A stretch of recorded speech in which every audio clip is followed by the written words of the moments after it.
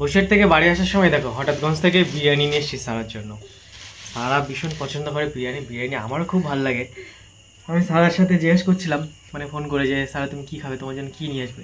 বললো তোমার পছন্দ মতো কিছু একটা নিয়ে আসো, কিন্তু আমি তো জানি সারা বিরিয়ানি খেতে খুবই ভালোবাসে, ওই জন্য নিয়ে এসেছি বিরিয়ানি। ধরো একদম গরম গরম বিরিয়ানি। আমি আপু অনেক বিরিয়ানি দিয়েছে তো। হ্যাঁ, 1 প্লেট তো একদম ফুল 1 প্লেট নিয়ে এসেছি। খুব ভালো করেছো।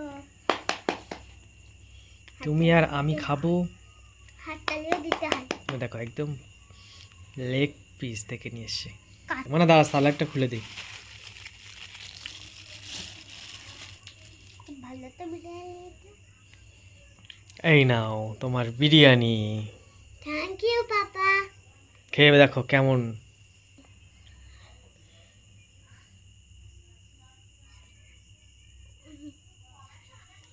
কেমন খেতে? দারুণ হয়েছে। তো বন্ধুরা এখন অনেক কষ্ট হয়ে গেছে, আজকে বসিরহাটে গেছিলাম। বসিরহাটের ডিউটি তো হয়নি, ওই যে মানে কী সব ট্রেনিং ট্রেনিং ছিল আমাদের, তো সেসব হয়েছে। তো আমার মানে আস্তে আস্তে একরকম ভিজে গেছে আর কি। আজকে প্রচণ্ড বৃষ্টি হয়েছে, তো এখন অনেক কষ্ট হয়ে গেছে। এখন মানে ড্রেসপত্র চেঞ্জ করি নেবে, এখন জামা টামা এখন পাল্টে একটু দেখি স্নান করে নেব। তো চলো তোমাদের সাথে পরে কথা হবে।